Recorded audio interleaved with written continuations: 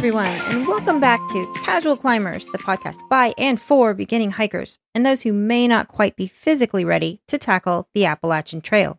I'm your host, Donna Patrick, and alongside me is my husband and adventure buddy, Roy. Hi, Donna. Hi, Roy. So in this podcast, we provide you with information, tricks, tips, all the sort on how to get into hiking here in the Blue Ridge area. We will also cover some of the hundreds of trails in the various parks in the region and hopefully entertain you a little bit along the way. We're two middle-aged, not in the best shape hikers. Definitely not in the best shape hikers. Who love the outdoors and want to share all of our experiences with you. So in this week's episode, Donna, we discuss an amazing 2-mile hike right on the Blue Ridge Parkway, the Craggy Gardens Trail. Yeah, it was beautiful. It was gorgeous. We'll also have a fun fact segment about the first settler and his family to that mountain that took a very weird turn. Mm-hmm. And finally, we'll review the Craggy Gardens Visitor Center right there on the Blue Ridge Parkway. So what do you say, Donna? Let's get into it. Let's go. So here's this week's trail by the numbers. The distance is 2.09 miles there and back, so it's not a terribly long hike. The time it took us was 1 hour and 44 minutes, but only 1 hour of that is actual moving time. The lowest point is our highest starting point yet, Donna, 5,175 feet above sea level. Yeah, and you could feel it too. I had to pop my ears a couple of times going up there. Going on up, yep. The highest point is 5,575 feet, so there's only a 400-foot elevation change along the trail, but it's a pretty constant climb on the way up there. And the friendliness of the trail, it is very rocky and rooty throughout. There's no way you're getting a wheelchair or even a hub around up that trail. Yeah, probably not. You'd have to be, you just can't do it. Nope, no way. So let's talk about the trail a little bit. So first of all, the last 16 episodes, at some point or another, we have had a stream, a lake, or a waterfall. Correct. This one has none of it. Right. Bring your own water. Absolutely bring your own water. Yes. So why do it then? Oh my goodness. There are reasons to do this trail. The vistas. The vistas. Without question, this trail has been the most beautiful vistas that we've done to date. Yeah. Just breathtaking. Absolutely incredible. Now, this is one that you and I had not done before this yesterday. Interestingly enough, we had stopped at that gift shop, at the that visitor center. Yeah, the Craggy Gardens one. We had stopped. I didn't even know that there was a hiking trail right there next to it. So it's kind of like you could start at the visitor center and go toward the picnic area, or you could start at the picnic area and go toward the visitor center. Either one. That's exactly right. So I have that in my notes here. Oh, okay. The trailheads can start either at the picnic area, which is, there's a road that turns off to go to the picnic area. It's very clearly marked on the parkway. It's around mile marker post 367.5.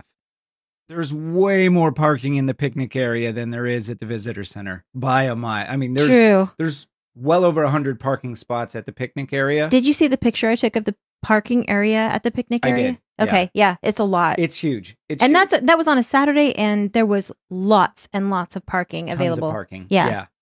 And this was a busy trail. Yeah, we're going to get into the busy trail part.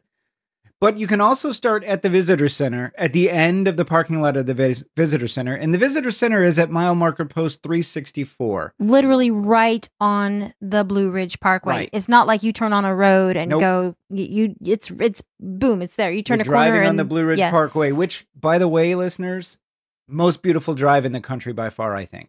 It's up there at least. If Clearly we haven't done them all. Well, yeah. But, yeah. It definitely. I mean, and to be honest, at that elevation, so we're at the end of April and the trees have not gotten their leaves yet, and it's still breathtaking and beautiful. It was pretty incredible and we'll try not to go too far off on a tangent, but the Blue Ridge Parkway is so great. We got on right there around Asheville. Yeah. Which is a much lower elevation than the Craggy Gardens is. It was a lush green tree and forest in Asheville. Right. And flowers as you start blooming. climbing, flowers and everything, as you start climbing up and you feel your ears pop once or twice, the trees don't have leaves yet. Yeah, it was interesting because you could stop and you could stop at overlooks. Mm-hmm. And so you can see clearly the higher elevations. I mean, of course, up is higher and down is lower, but the trees that are at the higher elevations didn't have, but these overlooks, you could look down and then there's lush green leaves on the trees down below. It's kind of neat if you're at these overlooks that have that have some pretty big vistas. You can see as the mountain goes down, there's kind of a line of green where it starts to get greener, and at the base it's much greener. We encountered this on the trail as well. Yes. So we could see the beginnings of leaves coming back on the trees. And the beginnings of flowers. So there are a ton of rhododendrons on this trail. Yes. A ton of rhododendrons. They all have their leaves and they have flower buds. They haven't quite opened up yet. Yeah, I don't think that rhododendrons really lose their leaves in the Probably winter. not. Yeah, I probably. think mountain laurels and rhododendrons don't Keep them? They do keep them, yes. Okay. But we saw a lot of flower buds. Yes. That are just maybe, 2 weeks away from opening, if that, maybe a week. So this is definitely one you're going to want to go back to if you're into flowers. And this is particularly an amazing one. rhododendrons. Yeah. This is your trail, because there's a point where it's a canopy of rhododendrons. Now, I will say there was only maybe 2 places where I had to duck my head under some branches of, I think, rhododendrons. I'm not sure. Something. The issue is, because the path is so rooty and rocky and craggy, I was looking at my feet and not the branch I was about to walk into. Yeah, you almost hit your head that one time. Yes, I'm glad you were looking out for me. Yeah, I was keeping an eye out. This one was particularly low. This branch was particularly low and sticking out. So the first 3/4 of a mile, if you start at the picnic area, and we recommend it to start at the picnic area just because of parking. Just because of parking. Mm-hmm. If you start at the picnic area at 0.35 miles in, you're going to have a little turnoff that is very easy to miss. Oh, yes. To the left. Right. Correct? Yes. Yes. The pathway goes to the left, and it takes you to a little pavilion that you can't see from the trail that you're on, from the Craggy Gardens Trail. If you take this little pathway to the left, then there's a little sign on the tree that says that there's a gazebo on the way. Mm-hmm. You go to the gazebo, and it is so spectacular. You will see the trail photos on the episode photos, episode 17. Look for the trail photos. There's a little gazebo that's tucked up right on the ridge. Yes. And you can see it's a vista. 40 miles. Yes. Of mountain range. It's your first vista that you come across. It is the first vista that you do come across on this trail. And there's, of course, it's a gazebo, so there's benches all around this octagonal shaped gazebo. Yes. So you and I sat there for a couple minutes. And can I say that one of the things I appreciate about this trail is benches? Yeah. How many benches are there, roughly? Oh, goodness. I should have studied before I took this test.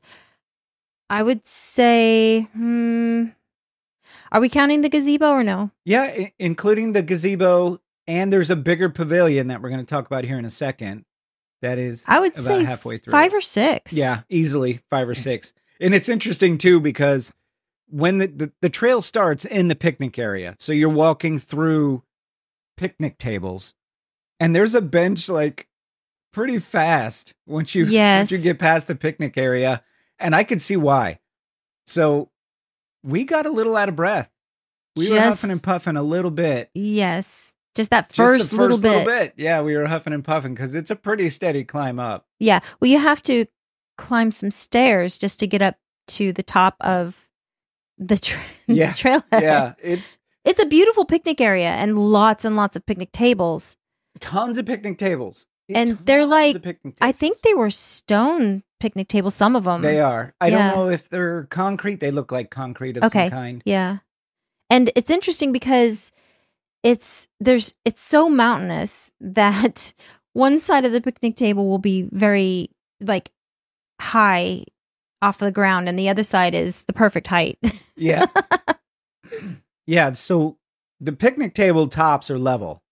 I want to But when bring... you're walking, Yes. they look like they're crooked because the ground is actually Because on it's an on... incline. Yes. Yeah. A pretty steep incline in some places. So it looks funny when you're walking through because you're like, why are those tables Right. slanted? But they're not. They're actually steady. Somebody on the other side of the table might be standing to eat while the others on the Yeah. other side are sitting to eat. And And there's little metal grills at most of them. Not at everyone, but at most of them. yeah. So, and yesterday when we were there was volunteers cleaning the picnic tables and cleaning the grills. So that's really nice. Yes. That they're out there doing that. So it's very well maintained, this picnic area. Yes. Very well maintained. So past that one gazebo, you keep going. And at 0.9 miles in from the picnic area, there's this very large gazebo. Yes. When we came upon it, it just made me think of like a horse stable. But Yeah, but it's huge. it's not a horse. It's not enclosed, yes. It's got a roof. And it has benches all the way around. It's Yep. huge. It's huge. It's huge. Like And you could have a wedding reception in there or something. I don't Easily. know. It's Easily. big. It's really, really big. And there's no views from there, though. Right, correct. You can't really see anything. But use that as a marker to know to turn right. Mm-hmm. And I think there's signs, I but don't I don't think so. Maybe there isn't. I don't know. remember. But if you're coming from the picnic area and you get to the big gazebo on the trail, There's a well-worn trail. So the Craggy Gardens Trail continues. You walk through that big, huge thing, and then the trail continues on the other side that's of that. right. But there's a very well-worn path if you look to the right. And people might be somewhat confused, like which way does the path? Right. It almost feels like the path goes to the right, but you're not going to get to the visitor center if you turn right. You're going to get to something else. That's right. So if you look at the trail map under the Trail Photos episode 17, you will see what we're talking about. Starting from the picnic area, you go 0.9 miles in, and then right there at the pavilion, you turn right. And you're going to take maybe 100-yard jog to this big open rhododendron field. Yeah, I mean, I was not jogging. By jog, I mean just Yes, jaunt, a walk. a walk. It's not terribly difficult, this section of the trail, to get from the pavilion to the part. It's actually pretty easy. And then it opens into this big field. Most of it's open, but there's low rhododendron bushes. And then you see almost 360-degree view vistas of the Blue Ridge Mountains in this area. Yeah. It's spectacular. You will see the photos. There's one photo there where Donna's sitting on a rock just contemplating life. And you can see in the distance the mountain range. It's spectacular up there. There's so much room. There's so much room up there. You could easily have 100 families picnicking and there still be a ton of room up there. Sure. Yeah. There was a couple that was, 200 yards from us that now I want to point out this is a busy trail, but when you get to that big open field, you have your own space to enjoy that vista, to enjoy the view. There's a ton of space that you could find a spot away from a lot of other people and just enjoy the mountains. Yes. Yeah. This was a Saturday. I will say, I wonder if in about a month from now, when the rhododendrons are in full bloom and when the trees, when the trees start to get more of their leaves and everything, I'm wondering, with as busy as it was yesterday, I'm wondering it probably gets even more busy. I would think so. Yeah, I would think so. So we were mid-morning when we got there. Mm-hmm. And God, we encountered so many people Yes. on this trail. So many people on this trail. Like, I don't know, maybe 100 people, maybe a little bit more. In and out, there were just tons and tons of people. Yes. And there were, so listeners, I'm gonna gripe for a few minutes here. So bear with me. At the top area that we're talking about with the view, the path continues up to this, I guess, this pinnacle area that gives you a view of the western side of this clearing. And there's a spectacular vista there. Yes, you walk along. It feels like you're walking away from the vistas, the almost Right. 365 view, you are kind of walking away from that. It's almost like wagon wheel divots. There were deep ruts. Yeah. Yes. But we kind of saw people walking. I don't know if you knew that what was over there, but I just kind of saw people going over that way. So I was like, oh, what's over here? So yeah, I didn't know that there was anything up there, but the Komoot app that had it pre-programmed in had us going up that way. Oh. So I figured there was something there. Okay. And then, of course, the people walking up there. So we get up there, and it's clearly a viewing area. Yes. It's clearly a viewing area. There's benches in this little circle and an amazing vista behind it. It's not as big an area as the first area that you get to. It's a more, what would I say, more intimate? Very much so. It's maybe 20 feet right. wide I would in say kind of a circle. Maybe 8 people might be comfortable if they were all in one party. They'd be pretty close together. Yeah. Viewing that vista, that breakaway, that vista of the mountain. Right. Exactly, Donna. So all of this is to give you a sense of how small and intimate and this more, area is. Beautiful. So we were following this group of 4 to 5 women. Yes. And a couple. Not creepily. We just happened to be following them. I don't think we were following creepily. I hope not. No. So there was a couple, and then there was this group of 4 to 5 women. I think it was 5. And they get up there, and we're maybe, 50 yards behind them, probably, maybe a little bit less. Yeah. And we see them spend like 2 minutes up there and turn around. And so Donna and I get up there, and there is a shirtless man doing yoga breathing exercises right in the middle of this very small circle viewing area. Yes, he has spread out his yoga mat. He is taking up the whole space. He's down on his knees on his yoga mat, and he's not even facing the vista. Nope, not facing the mountains at all. He doesn't even have his eyes open. He's just doing these I don't know, it was weird breathing. It was in his shirt and so, if you do yoga, great. Yeah. I have no problem with yoga. It's a beautiful thing. And I have no problem with doing yoga in the mountains. I'm sure it's very rejuvenating. But why didn't he choose a spot in the big field where people could walk around you? 100%. That is my complaint. He could have gone to literally hundreds of other spots where he would not have been in anybody's way. He chose that. He did bogart that spot. That was his spot, and everyone else be damned. So it was clear that the women were uncomfortable with this. Yeah. Well, you don't want to interrupt somebody having a spiritual whatever. And there's this creepy shirtless guy doing this weird exercise right smack dab dead center in the middle of this viewing area. Now, I want you to be truthful. How much of your annoyance with him has to do with the fact that he had a man bun? It's not zero. It's not a lot, but man it's not buns zero. don't bother me, but I know they're not your favorite. Yeah. No, it's just annoying because yoga is supposed to be about centering yourself, right? Yes.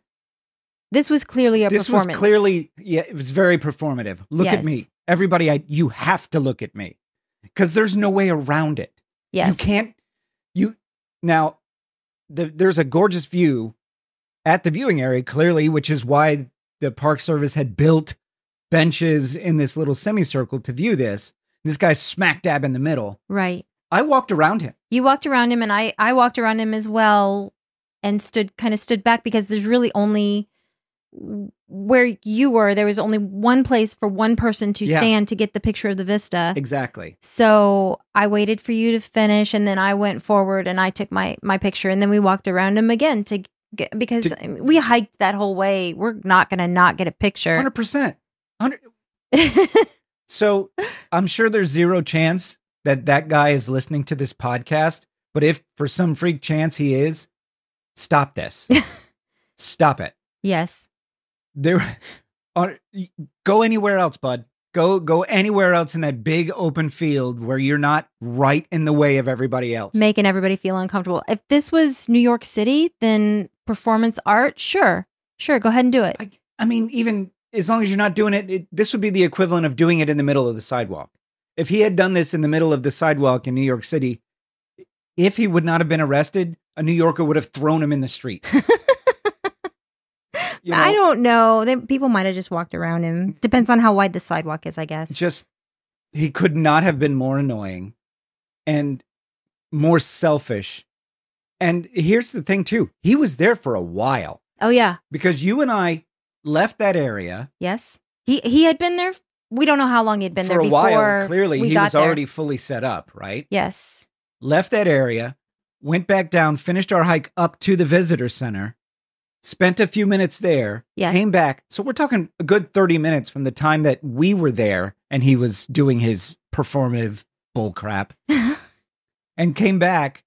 And we ran into the guy that we pointed to go up to the viewing area. Yes, when we were leaving that viewing area and we were getting ready to go through the huge pavilion, there was a couple of middle-aged couples. Right.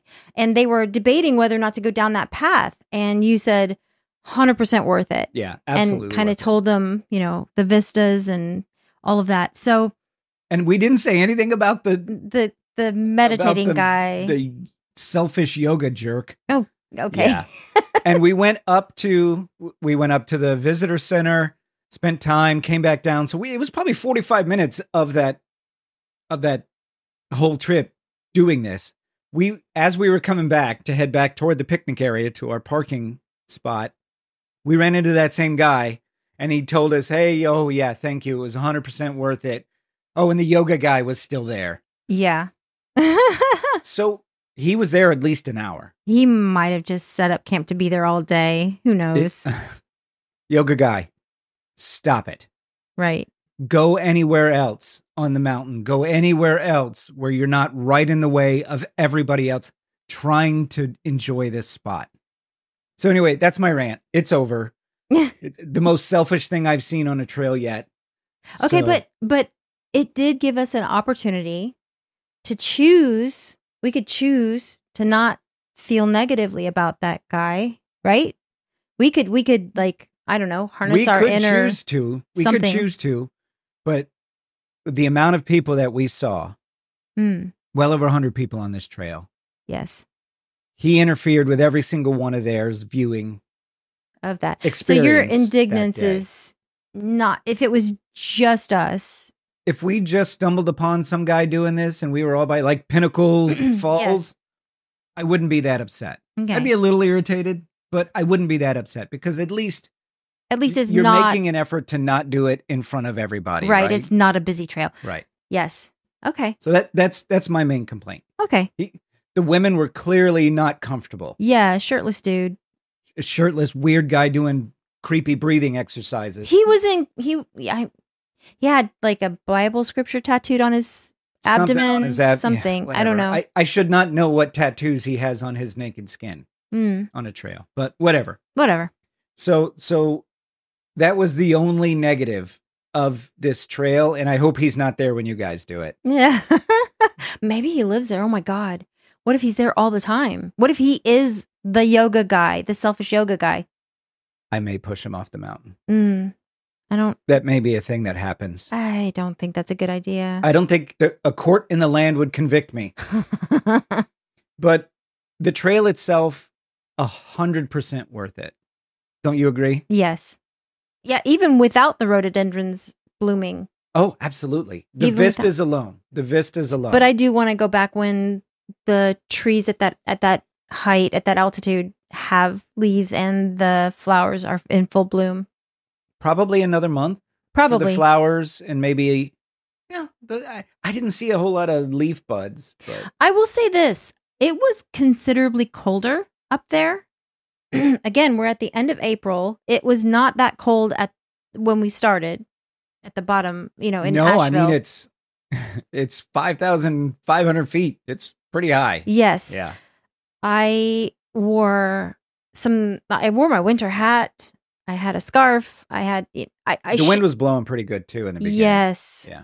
So that's something to consider. I don't know what it will be like because I know it can be July. It can be hot in Asheville. And if you go up to Grandfather Mountain, it's cold. It can be snowing. Yeah. So that's something to consider if you do higher altitude hikes.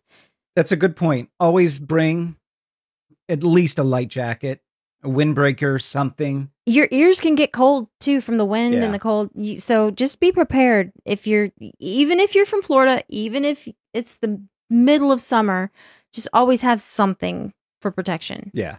Yeah. What would you classify this hike as? Piece of cake, break a sweat, feel the burn, or pain bringer? So here's the thing. It was cold, so I did not break a sweat. And the length of the hike is not that long. So it's something between piece of cake and break a sweat just because of that steady climb, the stairs going up.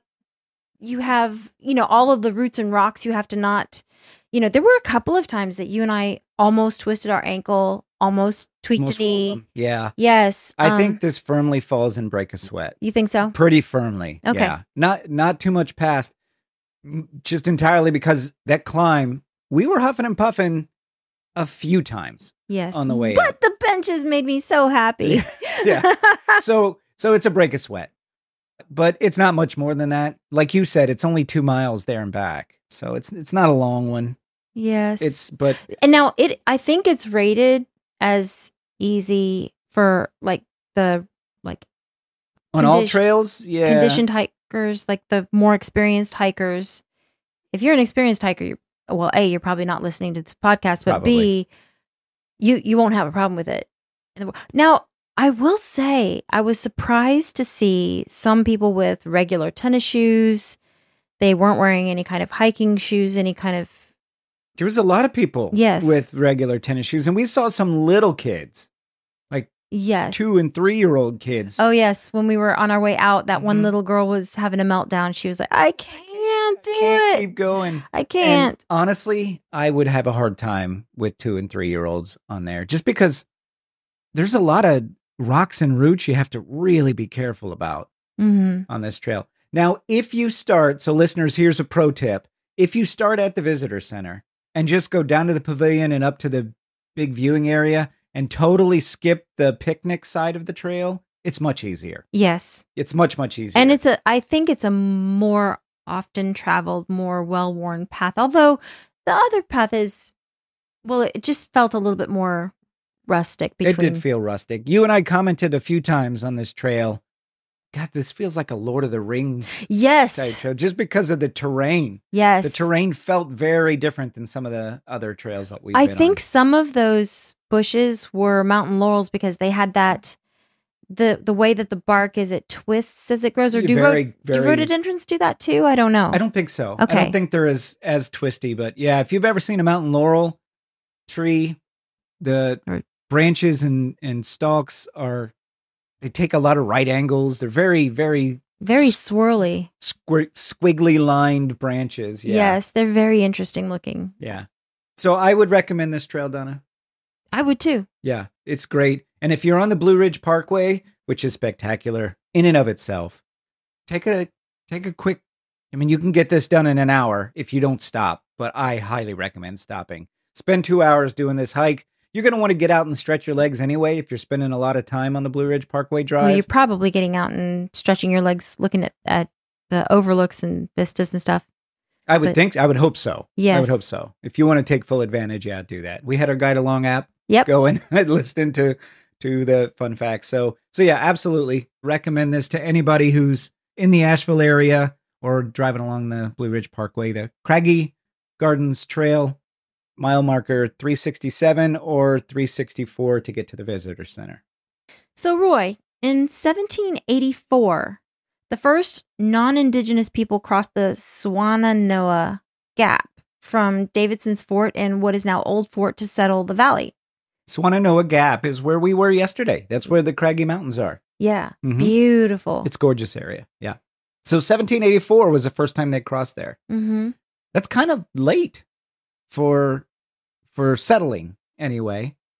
Yes, I wonder if it's because it's so challenging. Those mountains 5,000, 6,000 feet. Yeah, I would imagine it would be challenging. Plus the Cherokee were there. So I'm sure that deterred a lot of people. Mm-hmm. Well, yeah. So This story is one of tragedy in which the first white man to settle in western North Carolina dies violently and becomes a fixture in the region's history. Oh, okay. Samuel Davidson brought his wife Mary, their baby daughter Ruth, and a slave girl named Liza from Old Fort, which was then Davidson's Fort, Okay. to live in a cabin in the Craggy Gardens mountain range. Nice. Right. I mean, those vistas we saw, I totally understand. I totally understand it. Yeah, I wish I could build a cabin there. Mm-hmm. I wonder where it was. Like, actually, I wonder if it was near the gazebo or... Who knows? Yeah. I mean, that's a pretty big mountain area. I wish that there was some kind of remnants of that, but we didn't see any. Nope, nothing. So the story says that Samuel had a horse with a cowbell always tied to its neck so it could be easily located. We actually came across a woman with a dog on the trail yesterday that had a bell on it. Yeah. Mm-hmm. And this was a big dog. So it kind of makes me wonder if that dog likes to take off. Mm-hmm. Or maybe, I don't know, if something's going to eat your dog, then like it's going to have a jingly belly. I don't know. It's going to have a jingly belly. What is that sound? A muffled bell? Okay, I'm sorry. Got dark real quick. So one night at supper, Davidson heard the cowbell making quite a ruckus and charged outside without his rifle to see what was going on. I think I would have my rifle with me at all times if I'm going outside. If you're hearing a ruckus, mm-hmm. What do you whether it be an animal or other, mm-hmm. why not have some kind of protection? Yeah, that seems like mistake number one there. Sure. Maybe mistake number one and the last mistake. Oh. So yes, he ran outside without his rifle. He was shot and killed by a Cherokee hunting party. So we've got Mary, the baby, and the slave girl, and they managed to return to Davidson's fort without being pursued by the Indians, which is kind of incredible to me. So 2 young women and a baby. Yes. Making it how many miles away? I think it was like 16, 20, something like that. I think so. Yeah. And that's rough terrain. Oh, yeah. We're not talking like, they're walking down the street or taking an Uber. No, right. This is not paved over roads. and under mountains. Yeah. Yeah. Wow. And so So it was Mary, little baby Ruth, mm-hmm. and Liza. and Liza, their slave. Yeah. So when they got to Davidson's fort, Samuel's twin brother William, he mounted a search party. Okay. Yeah, makes sense. And he returned to the cabin, found Samuel's body, and buried it. They also found the Indians and killed them.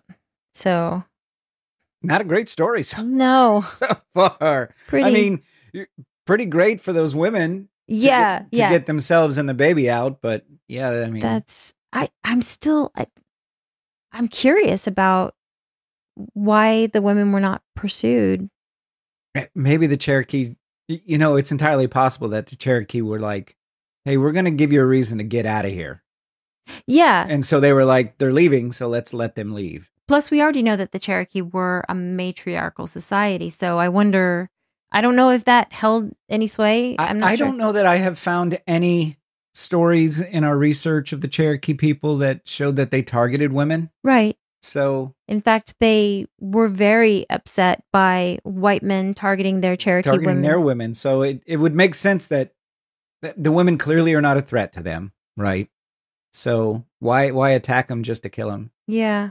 Maybe there's no honor in that or something. Yeah, I don't know. Something. So in less than a year, William Davidson and his family and several friends crossed the Blue Ridge from the, I don't know how, Catawba settlement? Catawba. Mm-hmm. Catawba. To take up grants of land where Bee Tree Creek enters the Swannanoa River, forming the Bee Tree community. Okay.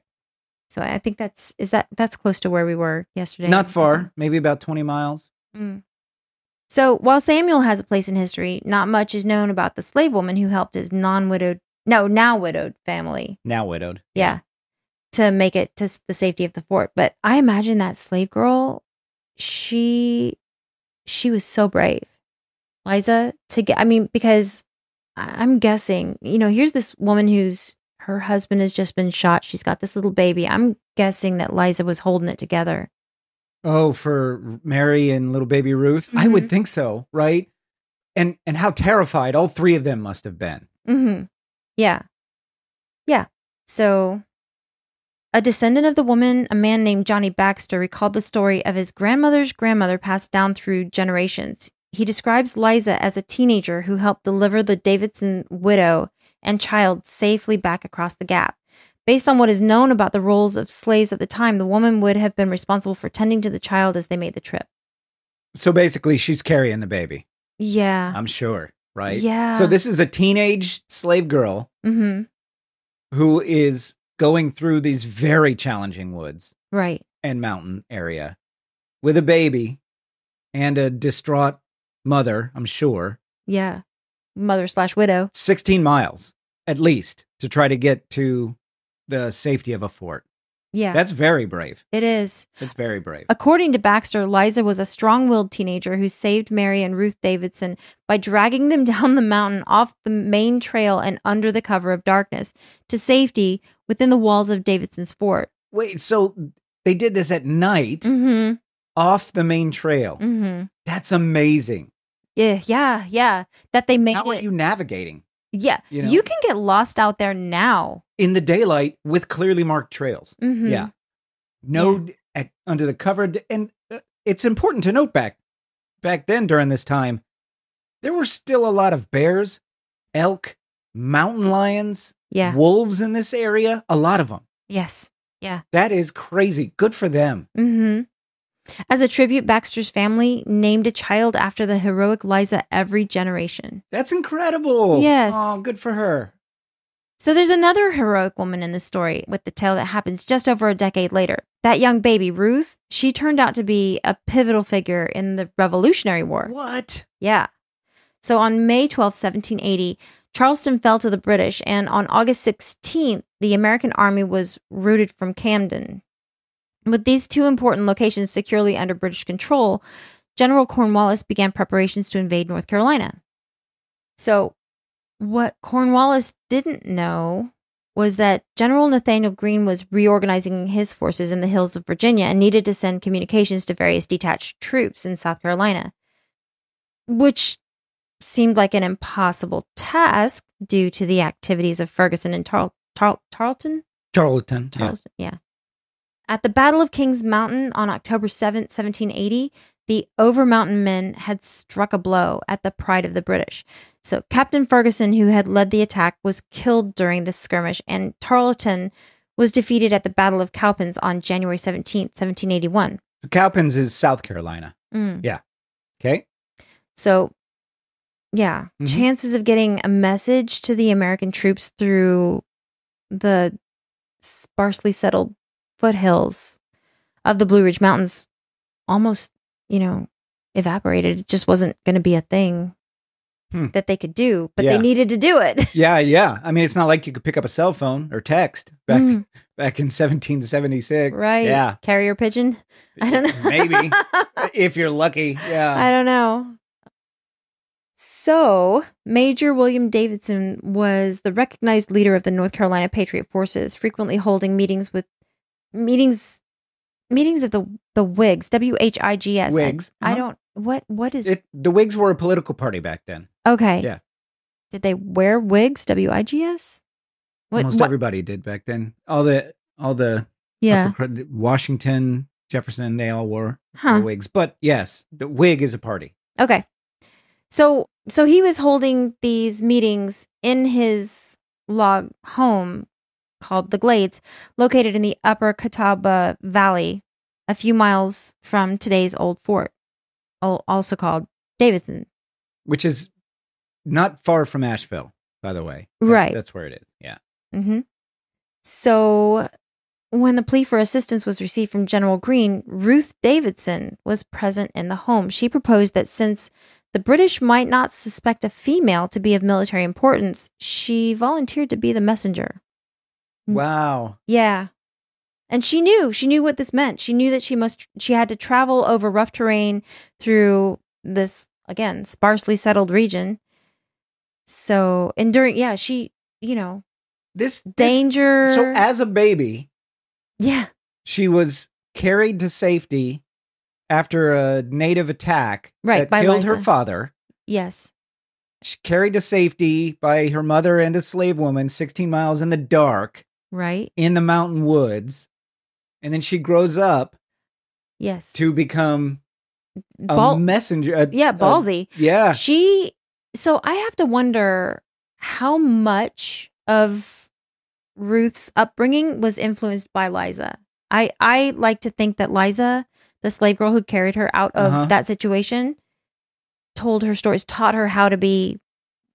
Maybe she had some natural inclination toward bravery. Yeah. But also, maybe Liza taught her. At the very least, probably showed her, hey, just because you're a girl doesn't mean you can't do this, the other. Yeah. Yeah. That's incredible. Mm-hmm. So, yeah, she didn't have anybody with her. No guide, no escort. Which was crazy enough back then. Yes. Women did not ride by themselves.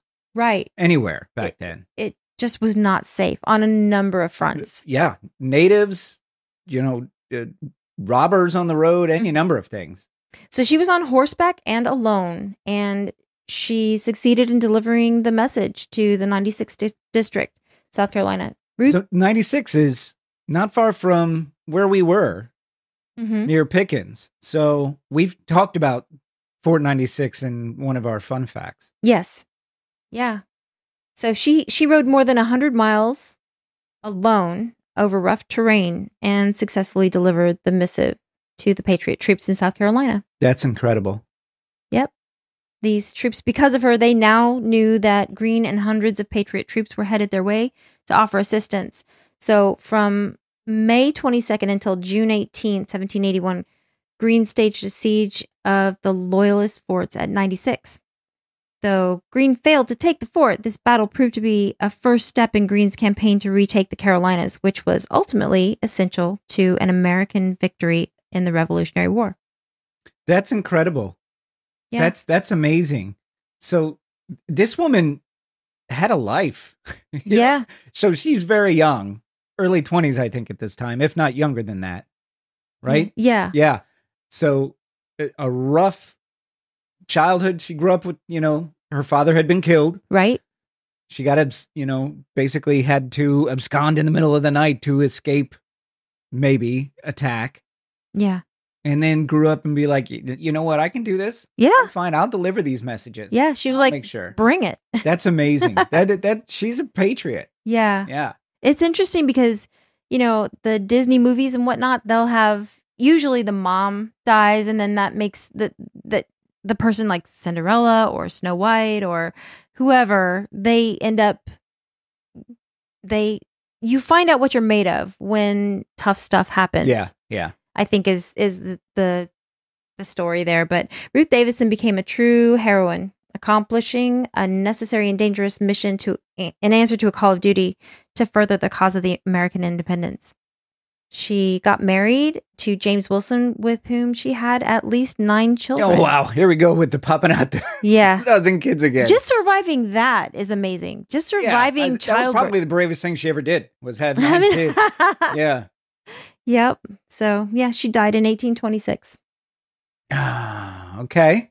So, yep. So she wasn't terribly old then, right? I mean, 1826. Well, I guess she could have been about 60-ish, somewhere around there. Yeah. Depending on, yeah. That's amazing. That's pretty great. And I understand that there's a Daughters of the American Revolution chapter named after her in North Carolina. Yes. Mm-hmm. That's amazing. I feel like there should be something about Liza as well. I don't disagree.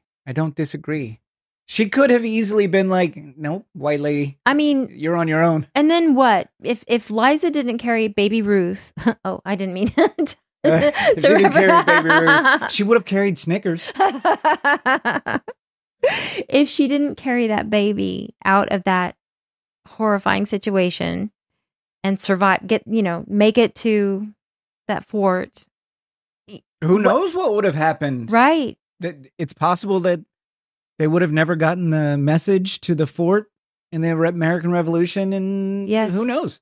So I'm choosing to believe that Ruth, so Liza helping Mary and little baby Ruth survive that night and get to the fort is the reason that America won the Revolutionary War. Yes. Thank you. So thank you, Liza.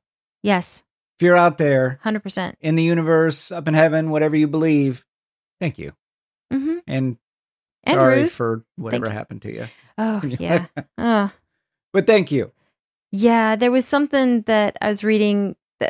So people that a relative, a distant relative, of course distant because we're that many years away from 250 years away. Right. But people are somewhat embarrassed about the fact that their family line had slaves and they don't want to really admit it. And so this person was making a comment and calling Liza a servant or calling her, I think, staff. Staff. Yes. Yes. Yeah. That's the worst when I hear it. Look, yeah, I mean, nobody's going to blame you. Right. For what happened back then. Slavery was common back then. It was It was a thing. Some very good historic figures, George Washington's family had slaves. Right. Almost every founding father had slaves. So yes, I mean, it was a thing that happened. Right. But let's not whitewash it. I mean, just call it what it is. Yeah, my ancestors owned slaves. When I started digging into my ancestry, there were Patricks, and we're from North Carolina. That's where our family immigrated from Scotland to North Carolina back in the early 1700s. They had slaves. Yeah. So it's, I don't whitewash it. It is what it is. It was common back then. It just was a thing that happened. Yeah, you found an old will where someone willed slaves to Yeah, it's hard to see. It's definitely a cringeworthy part of our history. Yeah, absolutely. So let's not try to, let's not call them staff. They were not there willingly. They were not paid. They were not there by choice. They didn't, although it sounds like Liza did have a devotion to Ruth and her. She clearly cared, right? If she didn't care, she would have said, "You're on your own. I'm running." Yeah. So that would have been the cared. Perfect time. Absolutely, it would have been. Well, thanks for that fun fact, Donna. I appreciate it. So Ruth Davidson and Liza, we didn't get a last name because they didn't often have last names back then. But Liza, thank you, ladies, for helping shape our country. Yeah. So today's review, Donna, is the Craggy Gardens Visitor Center. You can get to it on the Blue Ridge Parkway at milepost 364 and a half, roughly. And it's really hard to miss because there's signs before and after, and it's literally right on the parkway. So you'll be driving right past it. Yes, and you can park before or after. There's parking areas before or after. On both sides, depending on which way you're going. It's really nice. The Visitor Center is open from mid-April to mid-November every year. And it's open when it's open, 10 a.m. to 5 p.m. daily. So Monday through Sunday, 10 a.m. to 5 p.m. when it's open for the season. Right. They have exhibits on the natural history of the region there at the Visitor Center. They have lots of Blue Ridge Parkway apparel, t-shirts, raincoats, hoodies. Yes. All kinds of There stuff. are bathrooms that are down below the Visitor Center. You go down some stairs to get to the men's bathroom or the women's bathroom. Men's is on one side, the women's on the other.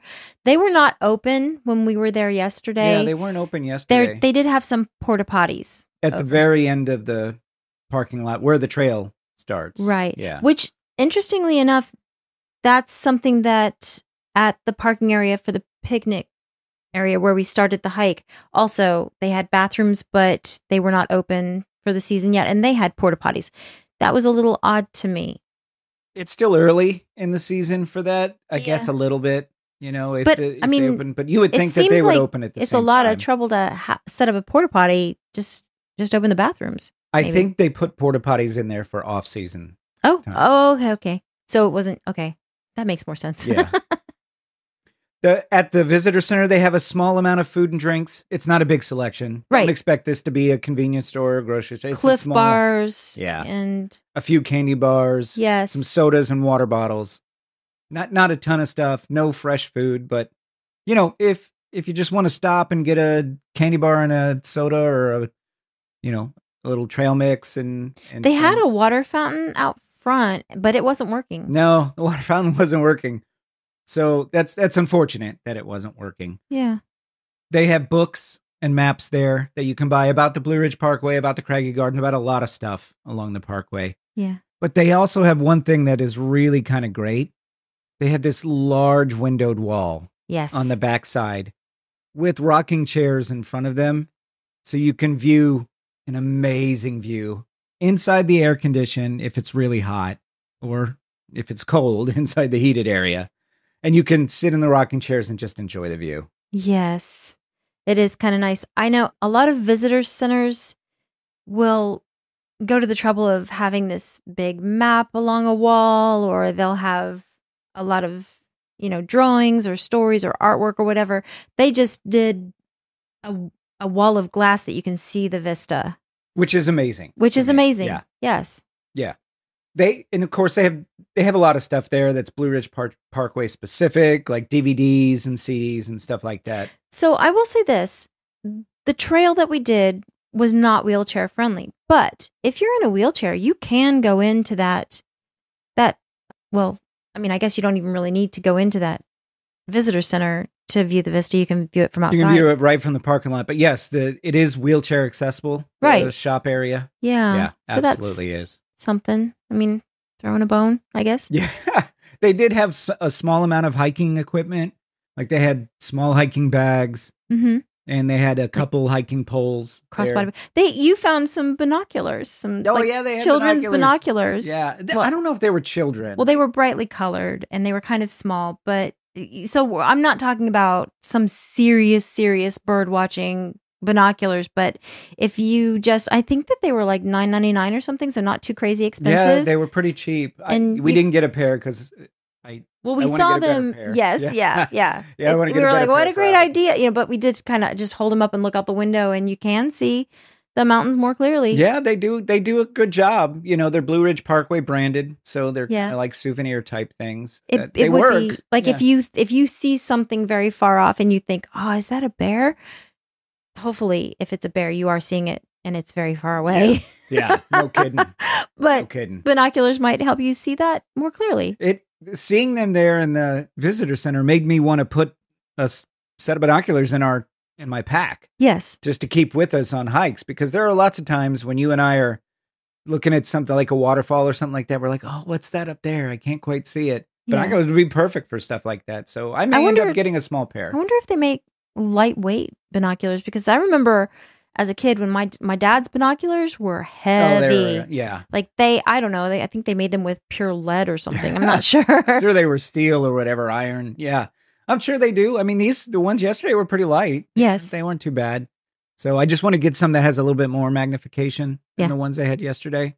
Sorry, I took you off the topic, didn't I? It's okay. So they did have that there. There's for a small little shop area. And there are pictures of the inside on our trail photos, guys, so you can see. It has a surprisingly large variety of stuff there. Tons of typical knickknacks like coasters and magnets and keychains and stuff like that. And I will say this. I have found Blue Ridge Parkway Visitor Center clothing, like T-shirts and stuff, to be pretty good quality. Yes. Yes, I have too. I bought a Blue Ridge Parkway T-shirt last, was it October, November? Fall. Yeah.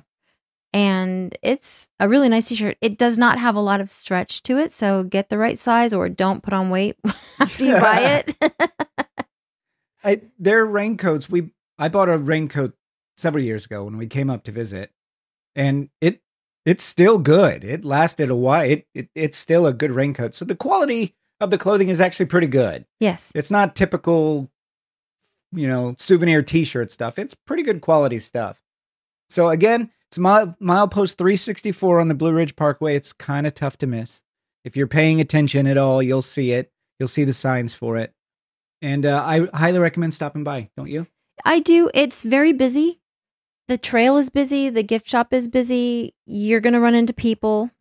So as long as you're okay with that. Yeah, it's true. You are going to run into people. Yeah. So this is when the Blue Ridge Parkway, this time of year, late April, is when it really starts to get a lot of popularity. Yeah. Yes. Yeah.